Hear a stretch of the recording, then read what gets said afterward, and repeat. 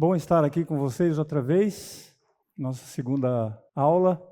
Nós estamos vendo aí o resumo da aula passada, síntese da aula passada. Nós vimos aí sobre o Código de Hammurabi, um monolítico talhado com 282 leis,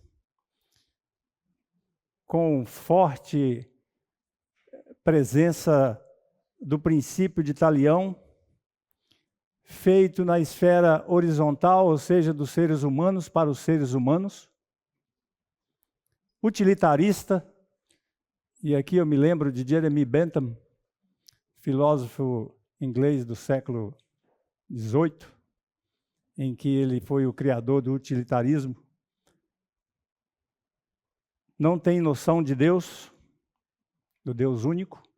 Esse é o Código de Hammurabi que nós vimos semana passada, domingo passado. Depois adentramos na lei mosaica, princípios de Deus para o ser humano, feito na esfera ou na escala vertical, de Deus para o ser humano. Vemos que tem no trecho que nós lemos, nós não lemos aqui, mas é a parte fundamental da lei mosaica, o Shema, que é falando sobre o Deus verdadeiro e falando sobre o que deveriam os filhos de Deus fazerem em relação, inclusive, às próximas gerações.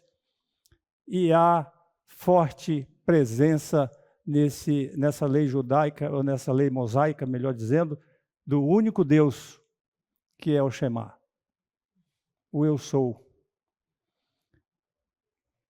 A mudança, Salmo 119, 54, que nós vimos, os teus estatutos têm sido os meus cânticos na casa da minha peregrinação. O foco, o ponto principal desse nosso mini curso é demonstrar que as leis do mundo ocidental, todas elas estão fincadas nos princípios da palavra de Deus, e depois nós vamos ver se isso de fato procede, se isso de fato faz sentido nas próximas aulas. Vamos verificar aqui sobre o povo escolhido e a lei mosaica.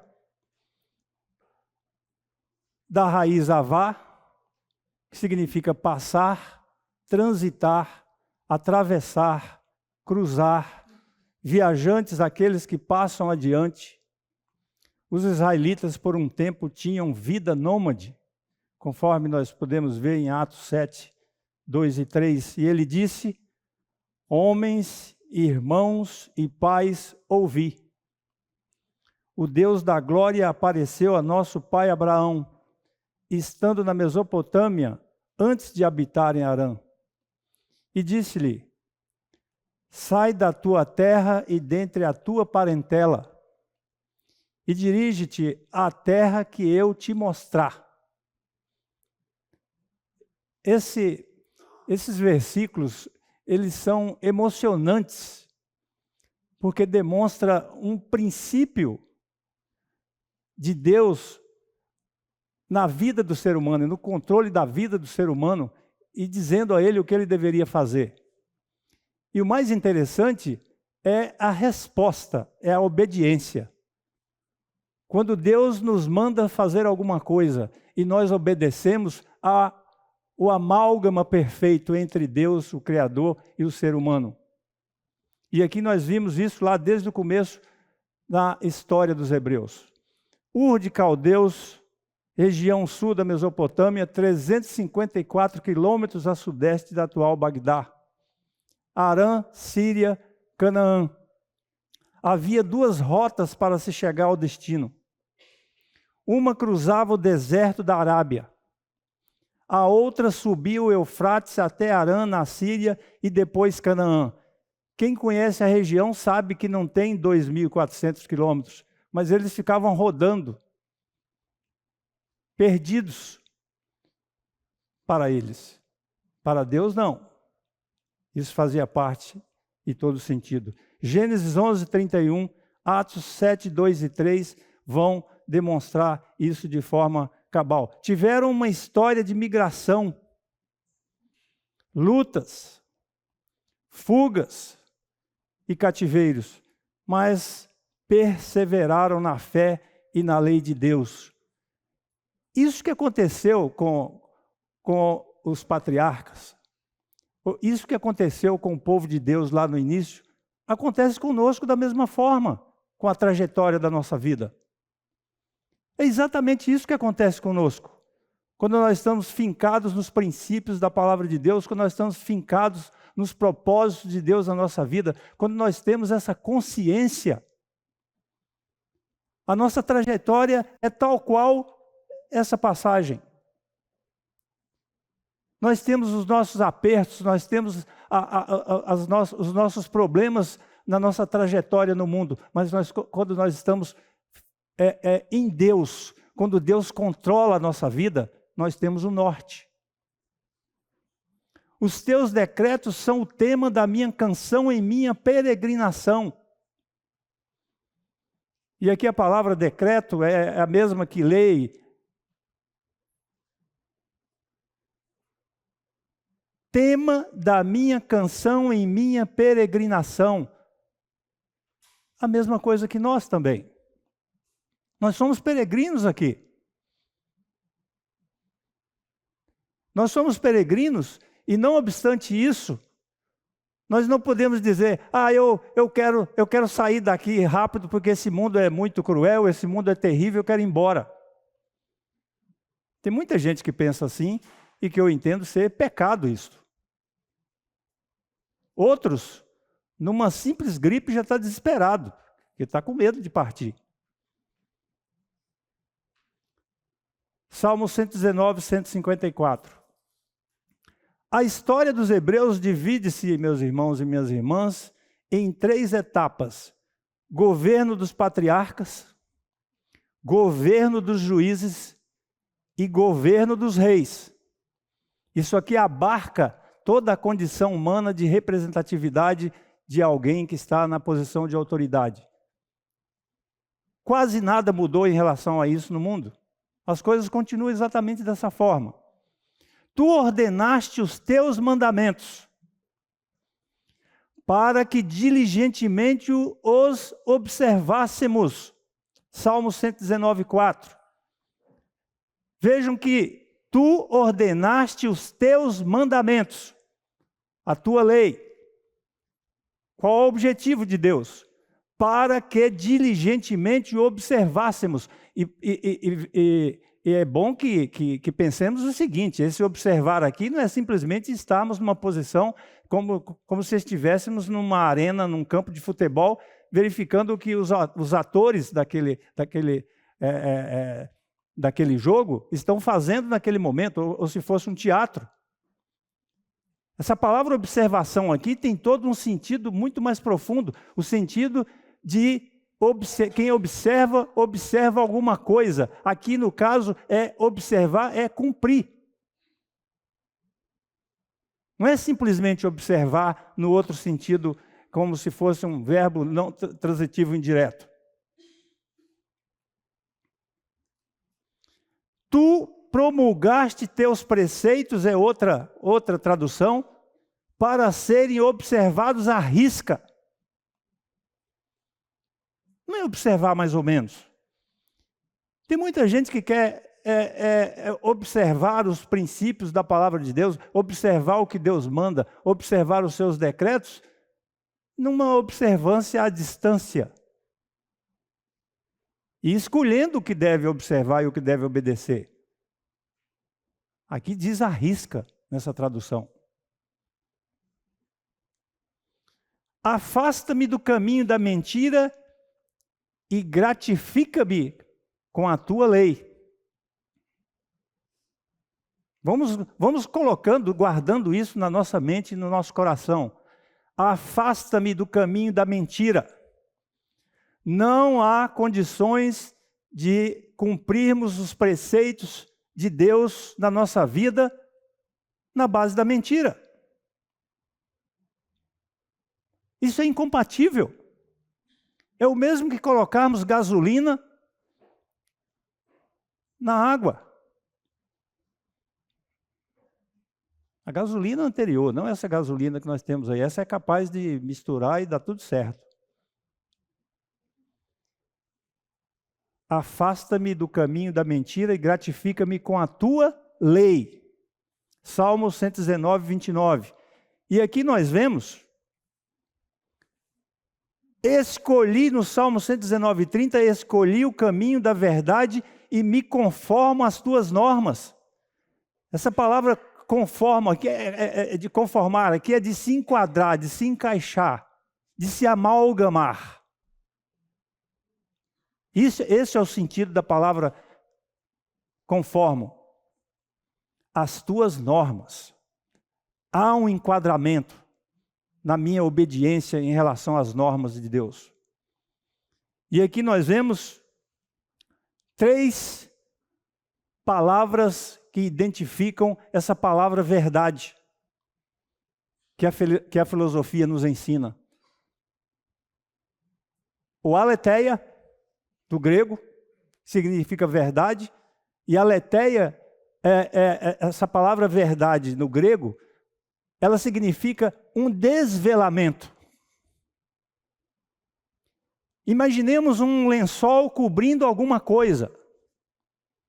Essa alguma coisa é a verdade. No momento em que nós tiramos o lençol, a verdade vem à tona. Esse é o sentido grego para a palavra verdade, que é muito presente na filosofia. O veritas, do latim, as 3 línguas que então dominavam as coisas no mundo. A aletheia, veritas, do latim, que significa verdade, mas no sentido de afirmação, no sentido de certeza. Esse é o sentido da palavra verdade. E, por último, nós temos a palavra emuná, do hebraico, significando muito mais do que simplesmente um desvelamento. Significa, tem um sentido de confirmação, de verdade encaixada com os princípios de Deus. Isso é que a palavra verdade significa no emuná. Por isso que vem amém. Amém vem de emuná.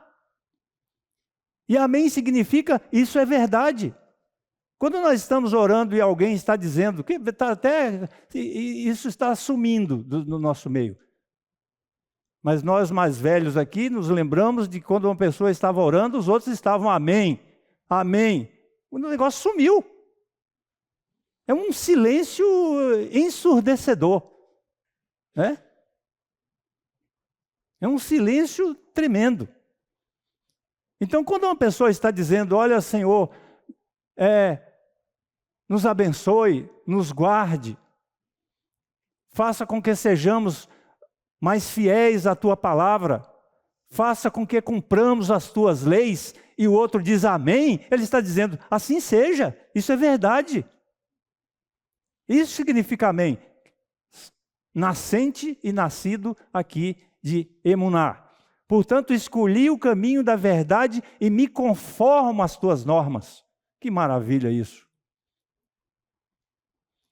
Faze-me entender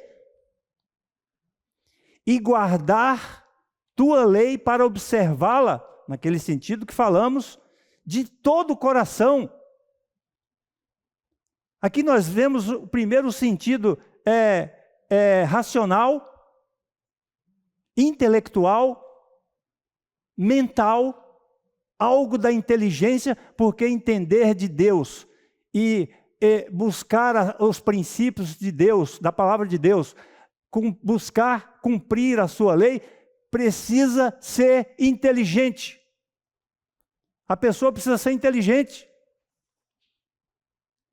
Não é algo que as pessoas vão aceitando assim de qualquer jeito, sem entender o porquê está nesse mundo.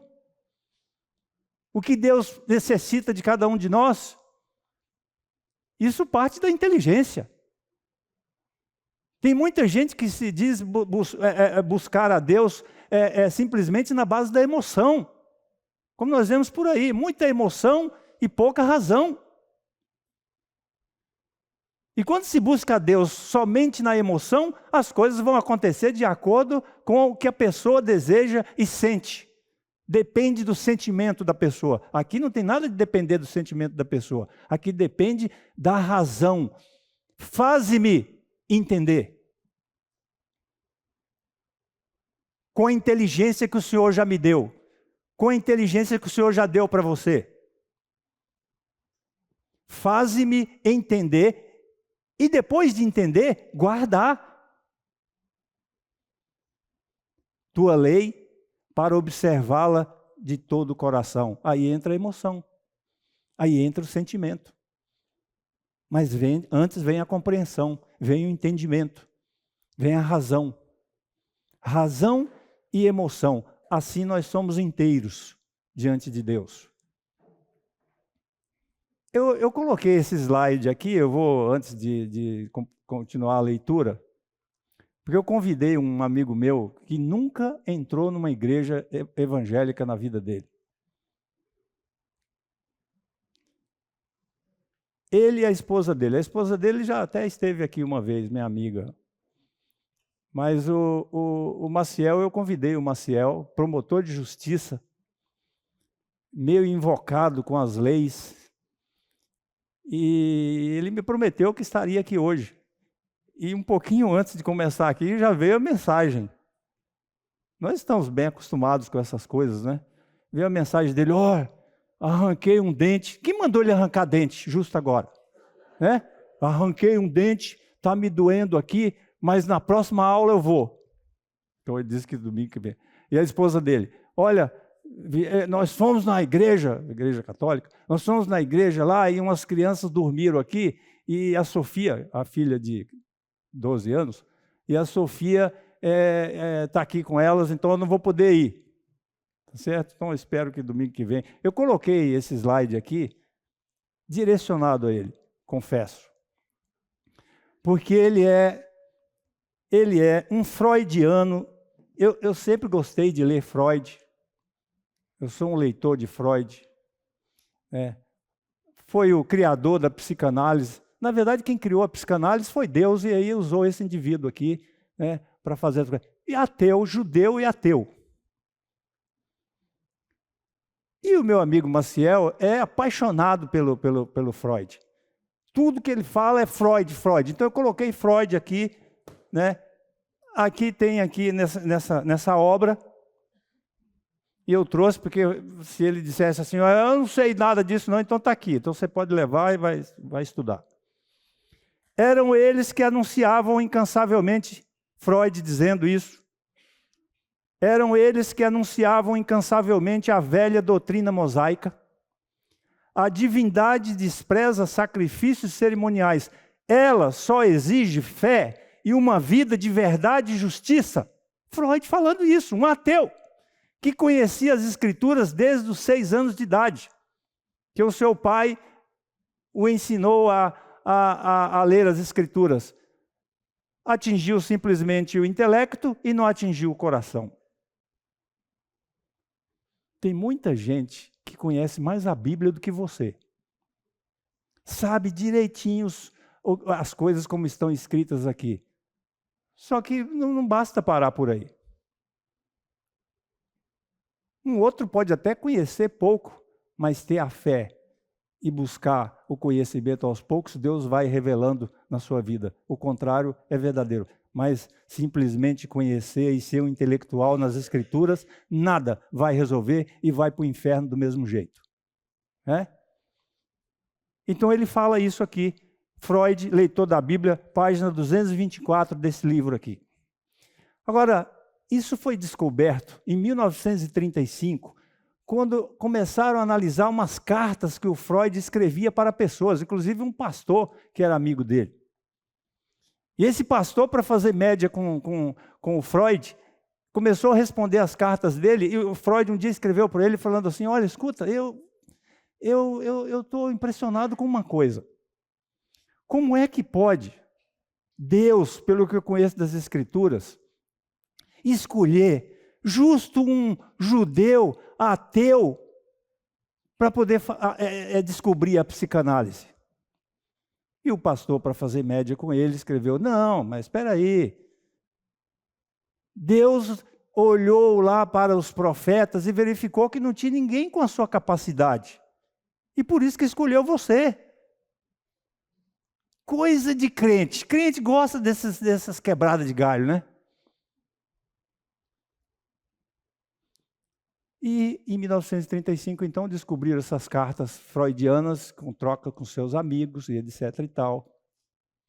E aí descobriram mais de 300 referências do Freud sobre as escrituras sagradas.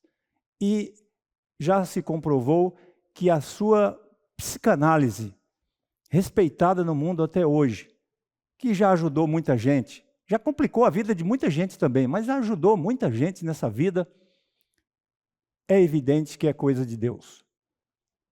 O Freud simplesmente foi um canal que Deus usou para ele ter essa fama que tem de dizer que ele é o descobridor, o desvelador, o aletheia na psicanálise.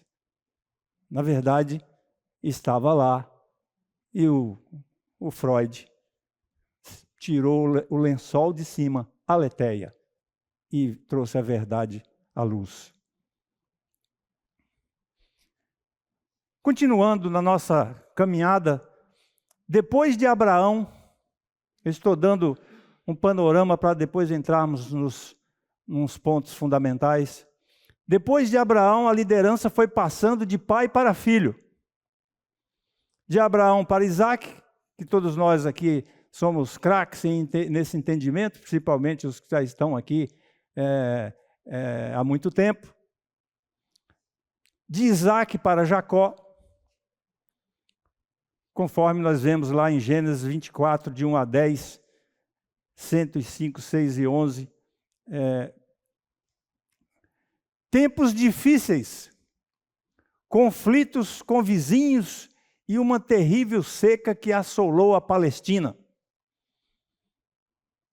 Isso aqui é só para lembrar, porque todos nós também conhecemos muito isso. Eu gostaria que vocês visualizassem isso aqui como se estivessem assistindo um filme. Quando andavam de nação em nação e de um reino para outro povo, Salmo 105, 13. Quando andavam de nação em nação e de um reino para outro povo. O povo escolhido de Deus começou, para usarmos uma gíria, uma palavra muito usada no futebol, criou casca. O povo escolhido criou casca com esse sofrimento de vai para lá, vai para cá. Foi criando. Foi pecando bastante também, como nós vamos ver. E foi levando bordoada também, como nós vamos ver.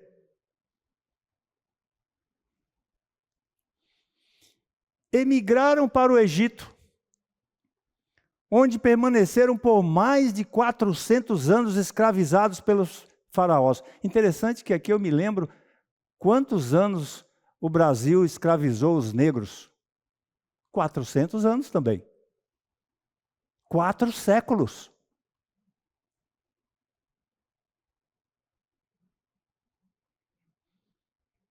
E nós não pensamos nessas coisas. O povo brasileiro é um povo racista, exatamente por causa disso, está na estrutura. Eu pretendo um dia ministrar um curso aqui sobre o racismo no Brasil. Emigraram para o Egito, onde permaneceram por mais de 400 anos escravizados pelos faraós. E tirou-os para fora com prata e ouro. E entre as suas tribos não houve um só fraco. É o que nos dizem as Escrituras em Salmo 105, 37. Depois desse sofrimento todo lá, povo escravizado, Deus foi lá, pegou Moisés e tirou eles de lá. E saiu de lá com ouro e prata. E tem muita gente hoje aí, muita religião hoje aí, religião entre aspas, porque não está, a palavra religião significa religare, do latim, que significa religar o ser humano a Deus. Tem muita religião aí que não liga coisa nenhuma. Por que não liga coisa nenhuma? Porque só pensa no ouro e na prata. Deixa tudo mais para trás, tudo mais que vem para frente, e só o que interessa é o ouro e a prata daqueles que seguem.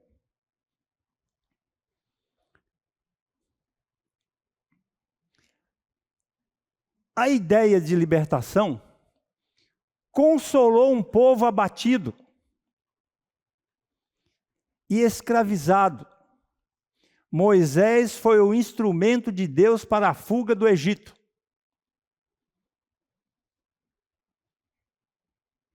O foco não é Moisés, o foco é Deus. Nós não podemos desassociar isso nunca. E muitas vezes as pessoas ficam, quando lhes interessa, tira essa parte. Algumas pessoas tiram essa parte que é o foco de que Deus é que estava no comando, no controle de todas as coisas, e não Moisés. Então, quando lhes interessa, Moisés é aquele que está falando. Quando não, é Deus. Que é o que nós conhecemos de o Êxodo. Para que guardassem os seus preceitos. Eles não foram tirados de lá só para poder dar um passeio no deserto. Eles não foram colocados lá só porque Deus estava brincando com eles.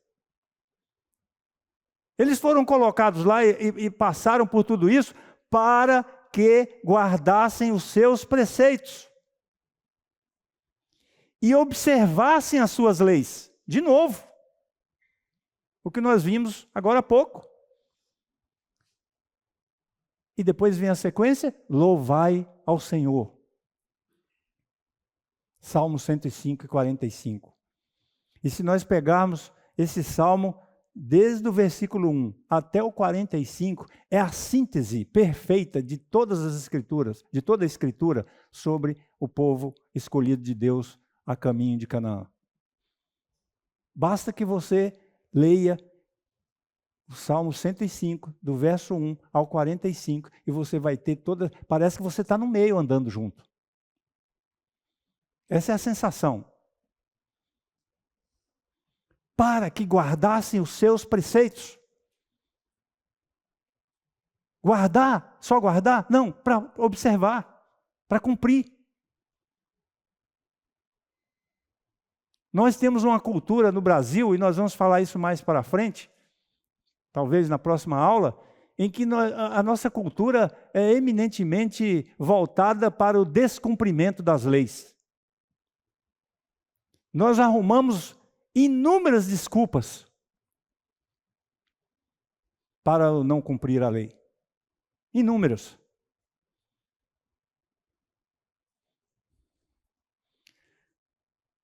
No Êxodo, o Mar Vermelho e a dura perambulação de 40 anos do deserto e a chegada a Canaã. Além desses 400, mais 40.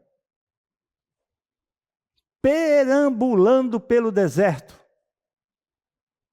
Nós não aguentamos nem coisinha muito simples aí, já estamos reclamando, já começamos a falar uma série de coisas. Imagine aqui, 40 anos perambulando pelo deserto. Casca. Aprendendo. E muita gente ia ficando pelo caminho. Pela desobediência. Moisés, indignado com a idolatria do povo de Israel a caminho da terra prometida, teria afirmado que, porque alguns estudiosos falam que Moisés deve ter falado isso na interpretação deles. Tem certas coisas que alguns escritores acham que a pessoa devia ter falado mesmo, então ele fala, então Moisés, pela interpretação que eu estou dando aqui, Moisés falou isso. a caminho da terra prometida, teria afirmado que não há liberdade sem lei. E se não falou, não tem problema nenhum, porque o que nós vemos nas Escrituras é isso mesmo. Não há liberdade sem lei. Nós não podemos viver na bagunça, na esculhambação, no que cada um acha que deve fazer. Nós temos que ter um norte, um controle das coisas. Que nós somos cabeçudos e cabeçudas na nossa essência, na nossa gênese. Nós temos, para aprendermos as coisas, para fazermos as coisas corretas, nós precisamos aprender. Para pecar, nós não precisamos aprender. Nós já nascemos sabendo isso. Eu tenho um neto que vai fazer 3 anos, 2 anos e meio,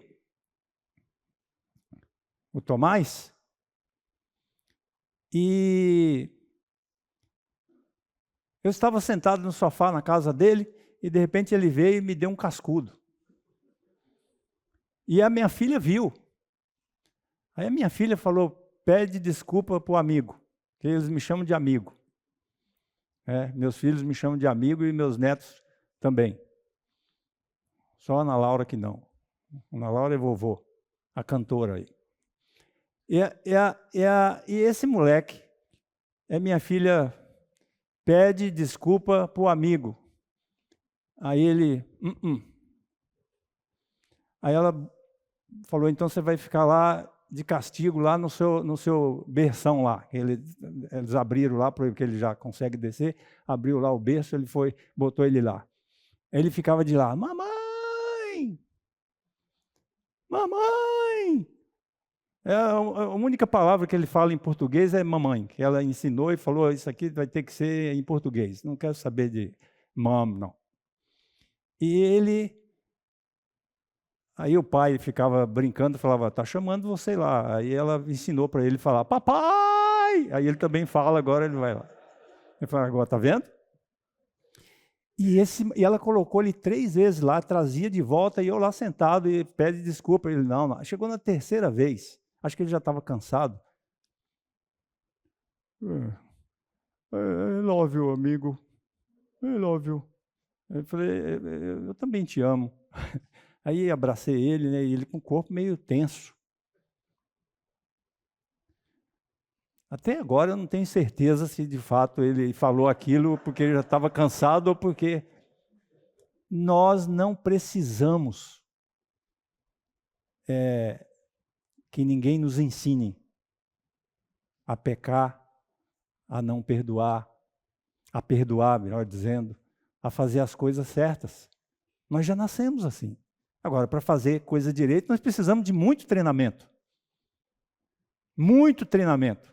De muita repetição. Tem uma palavra latina que diz assim, repetitio est mater studiorum. A repetição é a mãe do conhecimento. Nós precisamos de muita repetição. As coisas eram transmitidas aos filhos lá no Shema, tudo na oralidade, falando as coisas, para que repetissem as coisas de Deus. Não há liberdade sem lei. E se Moisés não falou, o John Locke falou. John Locke, que nasceu em 1632 e morreu em 1704, considerado um dos maiores filósofos ingleses de todos os tempos. Ele disse, onde não há lei, não há liberdade. Tem bagunça, tem confusão. Nós precisamos de lei. Só gostaria de saber que oração para eu... Já vai dar? O John Locke falou isso lá no seu 2º tratado sobre o governo civil. E o John Locke era um filósofo que também lia muitas escrituras. Muito da filosofia de John Locke foi tirada das escrituras, embora ele também se considerasse ateu. Parece uma coisa meio direcionada para algumas algumas pessoas relevantes na humanidade. Ora, o Senhor é o Espírito. E onde está o Espírito do Senhor, aí a liberdade. É o que nos diz lá, segunda carta de Paulo aos Coríntios 3,17. O que é liberdade de fato? Liberdade é onde está o Espírito de Deus. O Espírito do Senhor. Aí nós temos liberdade. Moisés, libertador e legislador de Israel, legou para o povo hebreu o Pentateuco.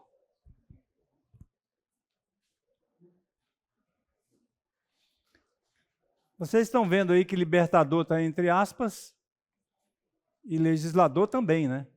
Porque, na verdade, o verdadeiro libertador e o legislador é Deus. Não custa lembrar isso. Legou ao povo hebreu o Pentateuco, os cinco primeiros livros da Bíblia, né? E nós chegamos até ter a primeira lei, depois a segunda lei em Deuteronômio, e nós já sabemos muito bem isso. Então,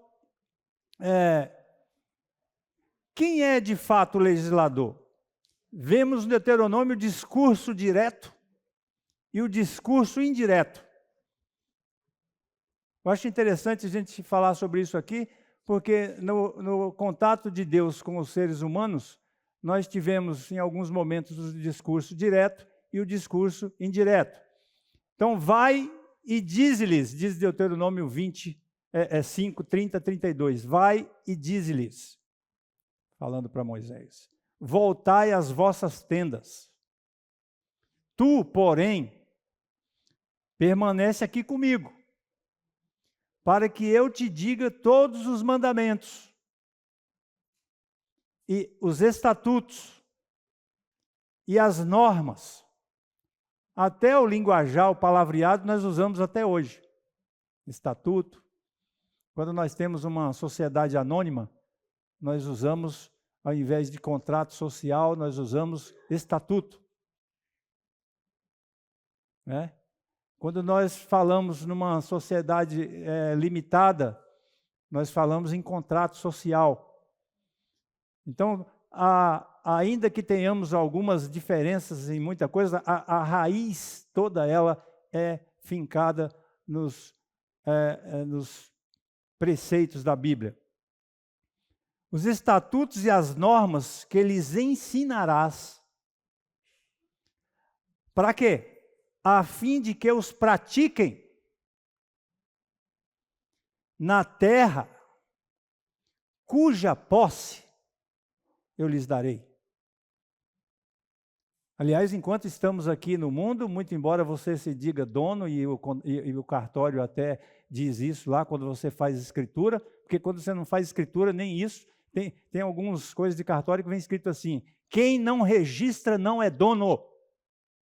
Mas isso é só para efeito humano, porque na sua relação com Deus, meu caro e minha cara, você nunca vai ser dono de coisa nenhuma. Você é simplesmente um possuidor, por tempo determinado. E aí os que vão ficando, eles vão usando dessa posse da mesma forma e continuam. É assim que nós temos que pensar, porque essa é a realidade. Quando nós pensamos diferentemente disso, nós sofremos as consequências. A fim de que pratiquem na terra cuja posse eu lhes darei.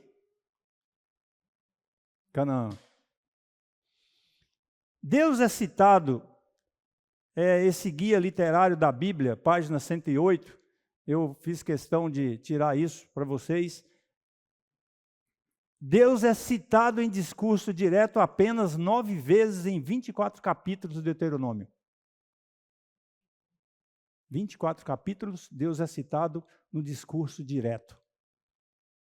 Deus falando para Moisés, ou Deus falando para o povo.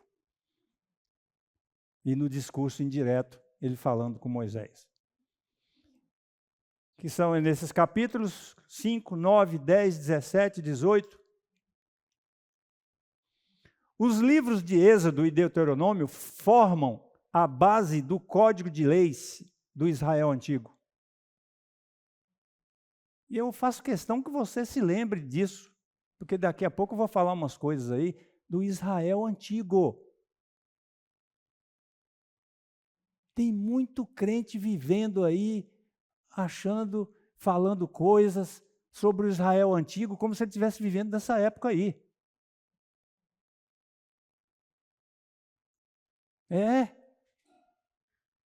Mas daqui a pouco eu falo sobre isso. Tem hora que eu não me aguento, eu quero antecipar.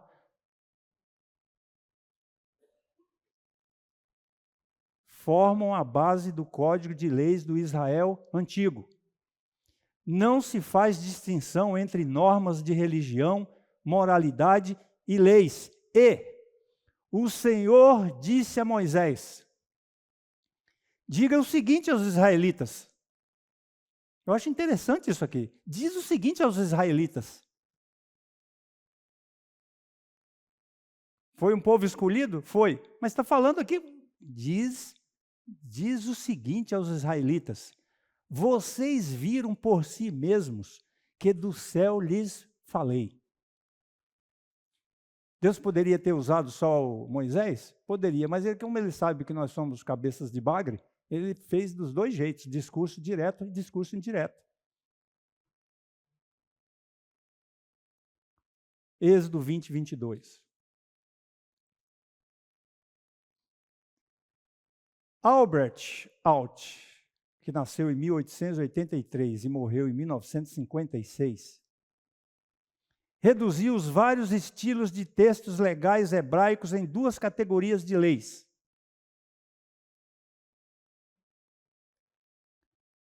Apodíticas, é a primeira categoria, que significa asserção categórica e incondicional de certo e errado.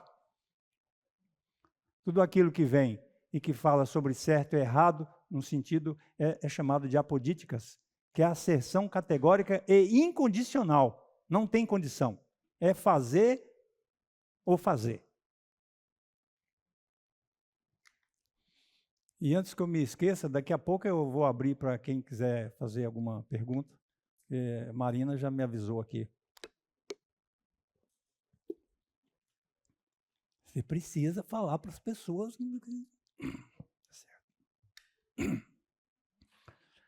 Asserção categórica incondicional de certo e errado. Aí vem as casuísticas. O que são as casuísticas? Define um caso específico, distingue-o de outros similares e estipula a consequência legal. É impressionante. Parece que eu estou vendo o código de hoje, as coisas, não é só no Brasil, não, no mundo inteiro. Apodíticas e casuísticas. É assim que nós temos nas nossas leis no Brasil. Leis que são apodíticas e leis que são casuísticas. Em geral, o que nós temos no Código Penal brasileiro se enquadra aqui nos apodíticas. Ou melhor, no Código Civil brasileiro nós temos apodíticas. Fazer certo, fazer errado. Quando nós vamos lá para o Código Penal, nós temos as casuísticas. Se você matar alguém, etc. e tal, a sua pena vai ser essa. Se você cometeu falso testemunho contra alguém, são casuísticas. Se você dirigir mais de 100 por hora numa rodovia que seja 100 por hora, etc. e tal, você vai pagar uma multa. Então, são casuísticas.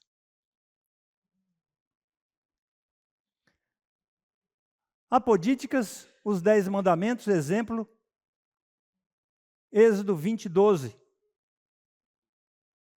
E casuísticas, o descrito em Deuteronômio 21, de 18 a 21.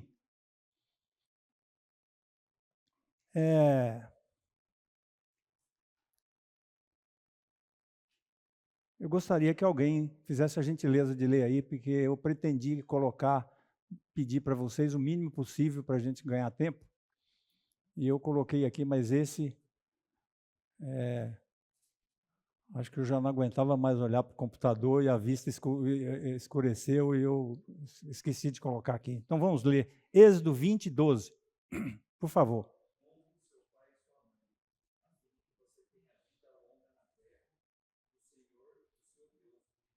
Está aí, ó.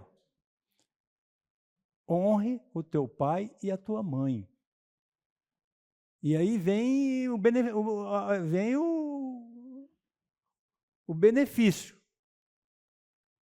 Para quê? Para se prolongue os seus dias. Quem acha que ficar prolongado muito tempo aqui, eu já vi crente falando assim, eu não quero viver até não sei o quê, porque é muito sofrimento. Toma vergonha na sua cara, você está querendo sim. Deixa de ser mentiroso. Quanto mais tempo a gente ficar aqui, melhor. Mas eu não quero ficar dando trabalho para ninguém. Quem é você para ficar decidindo sobre essas coisas? Hein? Oxi. Para que prolongue os seus dias.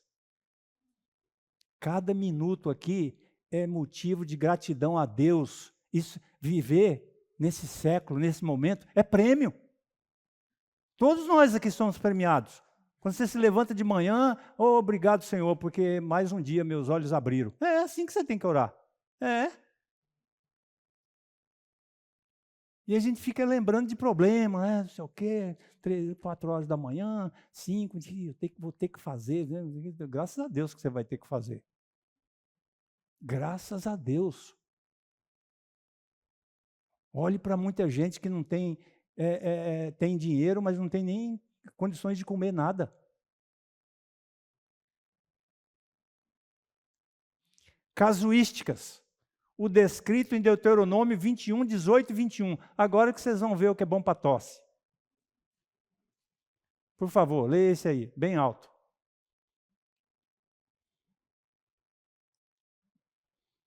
Aqui é caso específico. Se alguém tiver um filho como mas e rebelde, que não obedece à voz de seu pai e à voz de sua mãe, e ainda castigado, não lhes dá ouvido. Seu pai e sua mãe pegarão e levarão aos anciãos da cidade à sua porta. E eles dirão: este nosso filho é rebelde como mas, não dá ouvidos à nossa voz e dissoluto obederão. Então todos os homens da cidade o obederão até que morram. Assim, eliminarás o mal do meio de ti, todo Israel virá e temerá. Se fosse em outros tempos, lá na Bahia, eu ia dizer assim, Ave Maria.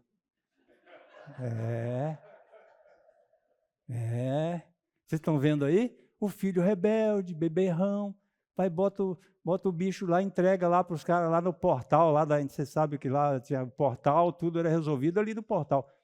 Mete a pedrada nele. Você não acha que muita coisa do Antigo Testamento deveria acontecer hoje? Então você vai mandar seu filho ser apedrejado no lugar? Hein? Você não vive por aí dizendo, não sei o quê, se tinha que ser como no Antigo Testamento. Vai? Então, só por que interessa a você não vale. Tem que ser assim também. Pegar meu filho, mandar ele lá para o portal lá e mandar para ele morra para dar exemplo para os outros ainda. Essa é a lei de Talião.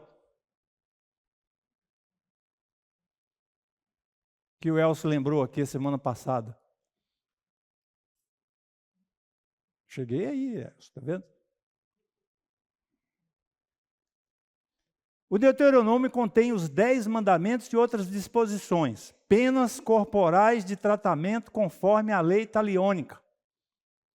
Que é a lei de Talião que nós vimos aqui semana passada o que é, e que era o ponto fundamental lá do Código de Hammurabi. Lá o negócio era assim, o camarada, e dependia da classe ainda, o negócio lá era mais injusto ainda. Se for da classe alta, que eu mostrei as classes para vocês aqui, se for da classe alta, não tem problema e tal. Agora, se alguém da classe baixa fizer isso com alguém da classe alta, você vai pegar o filho dele e vai queimar, vai matar ele lá também. É lei de Talião, que veio até no direito romano depois. Direito romano, o camarada devia. Ah, se fizesse isso aqui no Brasil, misericórdia.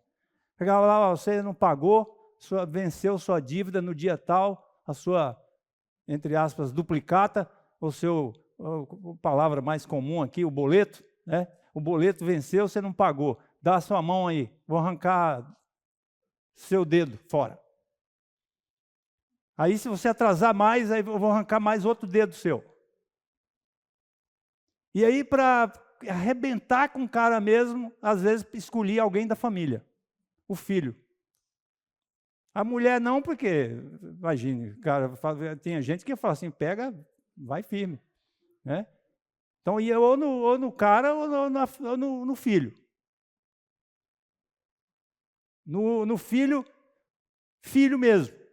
Na filha não, era no filho primeiro, porque o filho era o esperado, como vocês sabem. Isso no direito romano. O teu olho não perdoará. Vida por vida, olho por olho, dente por dente, mão por mão, pé por pé. Lei de Talião, Deuteronômio 19, 21. Quando um homem for achado deitado com mulher que tenha marido, então ambos morrerão. O homem que se deitou com a mulher e a mulher, assim tirarás o mal de Israel. Misericórdia. Hein? E aí os Mormons, em 1890, decidiram o seguinte: só será adultério se for com mulher casada. O cara tinha direito a 4. Mas só seria, se ele se unisse sexualmente a uma mulher que fosse casada, aí seria considerado adultério.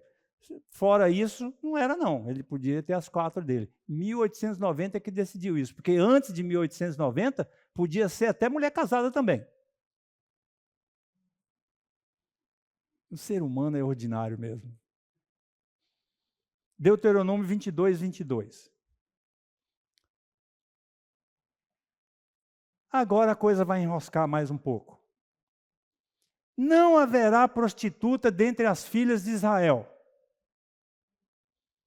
nem haverá sodomita dentre os filhos de Israel.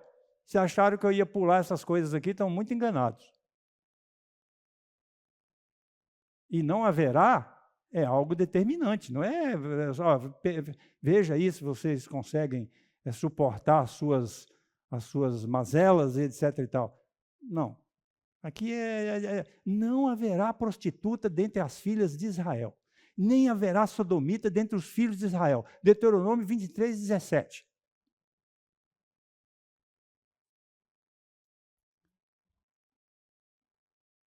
Aí, nós vemos agora para o século XXI. Israel no século XXI. E nós vamos ver o que o povo escolhido fez com os preceitos de Deus. E que muitos de nós, eu não vou falar nós porque eu estou fora desse negócio, mas muitos de vocês, ou para tirar fora todo mundo que está aqui nessa sala,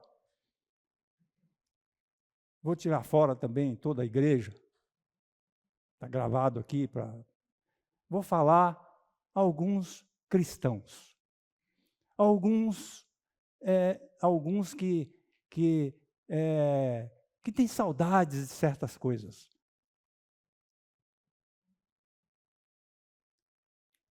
Prostituição em Israel. Vocês me permitam ler um pouquinho aqui sobre isso. A prostituição existe em Israel desde os tempos bíblicos. E tem sido praticada tanto por mulheres como por homens. As pessoas eram aconselhadas a nunca se tornarem prostitutas ou a colocar as suas filhas no comércio, uma vez que era visto como uma profissão vergonhosa, só por isso. No início do século XIX, as mulheres judias na Europa Oriental foram afetadas pelo colapso econômico. Muitas dessas mulheres foram forçadas ou coagidas à prostituição ou ao comércio sexual, pois era o único meio viável de autossuficiência. Na época da Primeira Guerra Mundial, a prostituição estava bem estabelecida em Tel Aviv, Haifa e Ramla. E na maioria das outras cidades, os bordéis eram propriedade tanto de judeus quanto de árabes. Os soldados britânicos aumentaram a demanda por prostituição nas décadas de 30 e 40. Tel Aviv era considerada o centro do comércio sexual no Oriente Médio.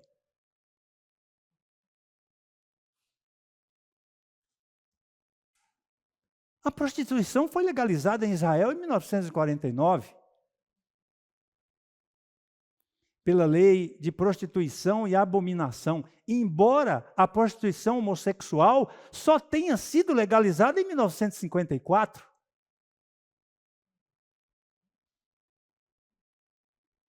O ano que eu nasci.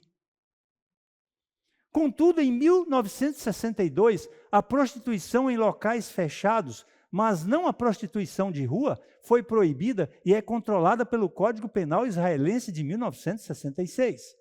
Seções 199 a 202. Apesar disso, a prostituição em locais fechados continuou a prosperar. Não foi considerada um problema grave até a década de 70, não, 1982. E a política de prostituição foi descrita como negligência benigna. É a mesma coisa que dizer, é um mal necessário. Uma investigação de 1975, Benito, recomendou a legalização, mas esta não foi implementada, não em 1982. Apesar do Código Penal, a utilização dos serviços de uma prostituta goza de ampla legitimidade em Israel, e as normas sociais distinguem entre prostituição e tráfico.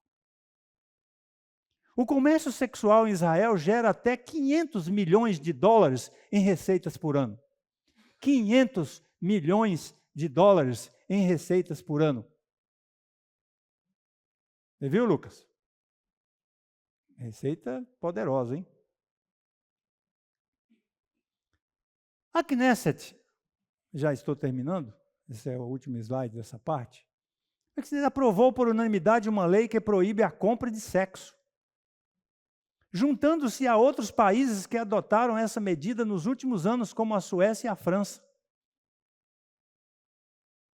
De acordo com a lei, aliás, a França adotou isso aqui só de Araque também, porque tem Pigalle lá, que todo mundo sabe que funciona lá. As prostitutas ficam num vidro assim, a pessoa chega na frente e escolhe lá quem quer para entrar lá e prostituição. Pigalle.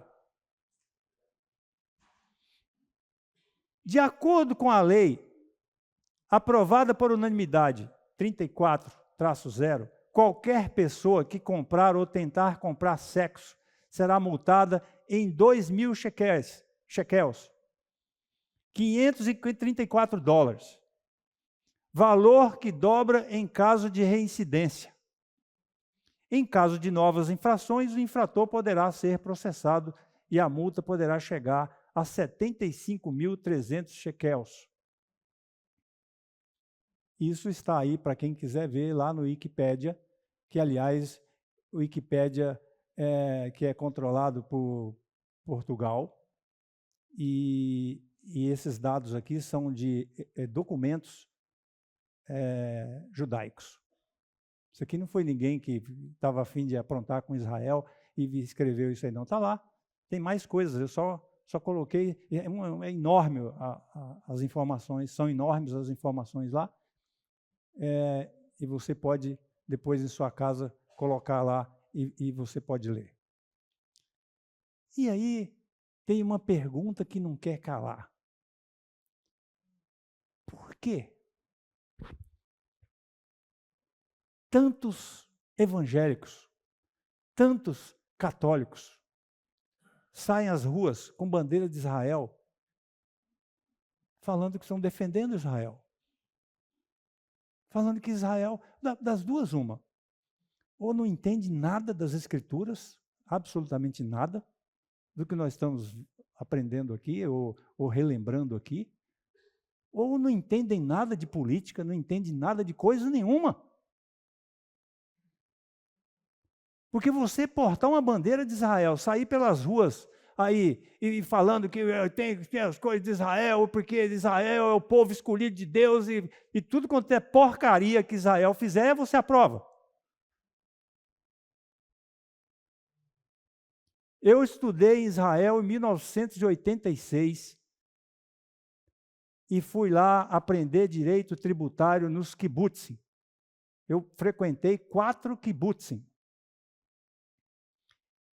E todos os kibbutzim em Israel são vermelhos, como vocês gostam de falar. São o quê? Hã? Que petista? Petista nem chega ao pé disso aí. Petista perde longe para isso aí. Eles são comunistas. É um Estado dentro do outro. Única coisa que Israel, que está do lado de fora dos kibbutz, o Estado israelense fala é o seguinte: vocês vão pagar 2 impostos. Vocês vão pagar o imposto aí dentro para vocês e vocês vão pagar o outro aqui fora. E quando vocês quiserem sair do país, vocês têm que pedir autorização para nós aqui fora. Mas os caras vivem nos kibbutzim lá, eles se casam entre eles, etc. e tal. É assim a vida do kibbutzim. Aí, alguns brasileiros naquela época do Rio de Janeiro, alguns filhos de judeus, formaram um kibbutzim lá.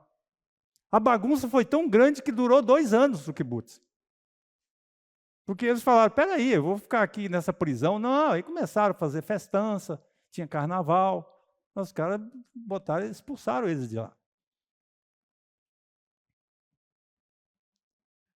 Você precisa tomar cuidado quando você faz um negócio desse. Você é de Israel. Você está defendendo essa política de Israel, o que Israel faz?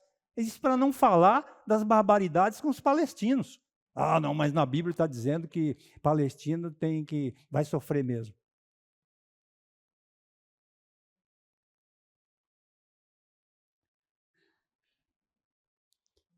E o Senhor nos ordenou que cumpríssemos todos estes estatutos, que temêssemos ao Senhor nosso Deus, para o nosso perpétuo bem. Perpétuo. Para sempre. Para nos guardar em vida. Como no dia de hoje. Meus irmãos, Israel não é exemplo para ninguém. Fiquemos com o que nós temos nas Escrituras, nos mandamentos de Deus, do que nós devemos fazer. E no nosso caso, em Jesus Cristo, que veio para cumprir a lei. E Jesus acrescenta coisas que nós não vemos na lei, que é o amor pelas pessoas. Jesus não veio ao mundo por causa de templos. Jesus veio ao mundo por causa de pessoas. Por causa de nós. É nisso que nós temos que nos firmar. Não nos enfronharmos com políticas absurdas, com defesa desse ou daquele, e ir colocando um Estado corrupto como esse, um Estado terrivelmente... nem sei o que dizer do Estado de Israel, do que eles fazem no mundo. Ou fazem com aqueles que eles chamam de inimigos. Né? E aqui eu não estou defendendo do outro lado também não.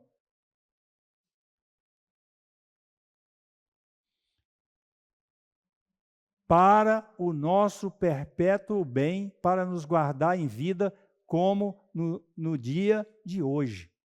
Eu acho isso aqui de uma singeleza e e ao mesmo tempo tão forte que emociona, como no dia de hoje e perpetuamente.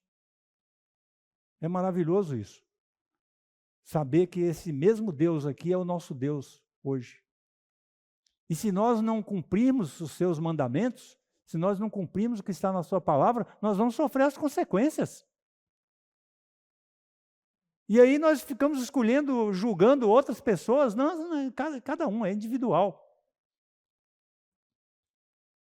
Isso foi bastante informado a partir de 1517, com Lutero. É individual. Cada um responde por si. Freud respondeu por ele. Todos nós.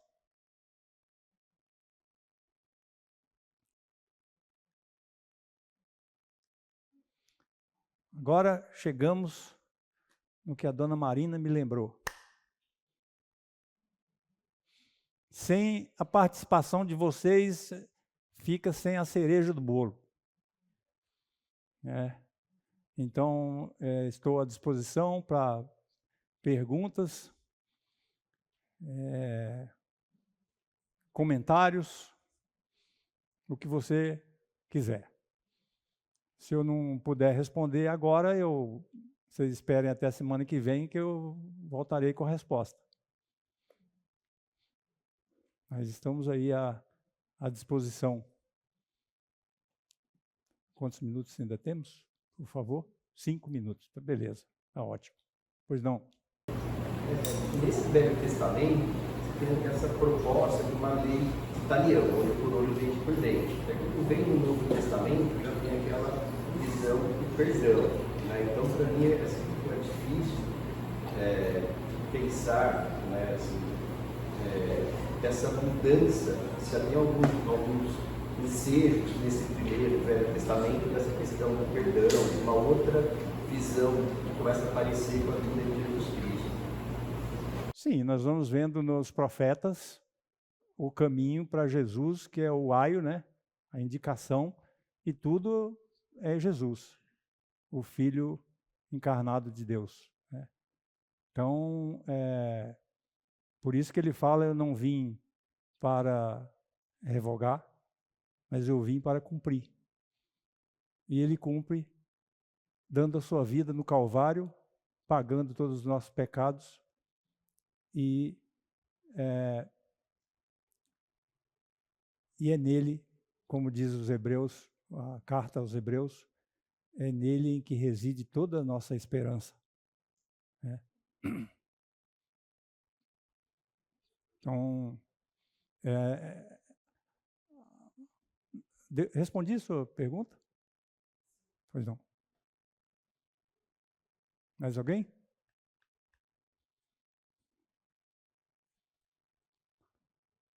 Pois não. Ele perguntou, tem coisas no Antigo Testamento, se fosse cumprir as leis do Antigo Testamento, diferem do que Cristo fala. Acho que isso que ele quis dizer, se for lá, pelejar, não sei o que. Mas ninguém vai cumprir o que está no...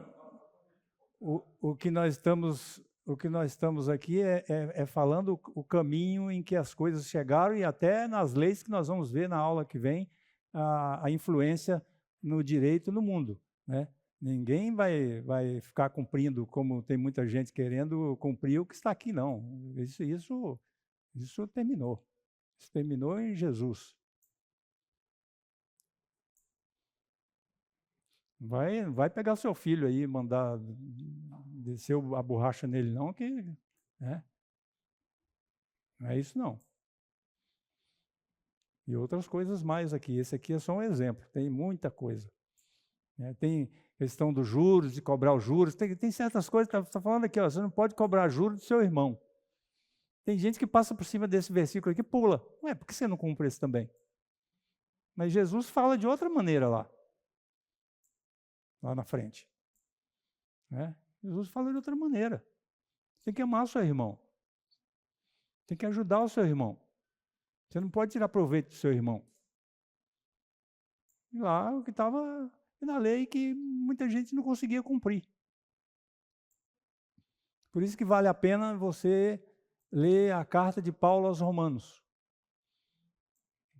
Não é algo simples de entender, mas quando a recomendação que eu dou é: não entendeu, anote, pergunte para o pastor Oswaldo, pergunte para os outros irmãos que ensinam, e você espancar a sua dúvida. Como dizia Aristóteles, né? As dúvidas devem ser espancadas, tiradas da nossa frente, de forma bastante objetiva. Mas a carta de Paulo aos Romanos nos ensina muito sobre essa situação. Mais alguém? Só mais uma dúvida que eu sempre tive. Em Êxodo, Deus liberta os judeus da escravidão no Egito. Mas não liberta os judeus que eram escravos de outros judeus, pelo contrário, cria uma série de leis sobre a escravidão. Na minha opinião, a coisa mais indigna do ser humano ser propriedade de um outro ser humano, e Deus cria leis para escravos. Concordo. Não consigo entender, né, Deus permitir a escravidão. Isso aí quem vai responder para você é o pastor Oswaldo.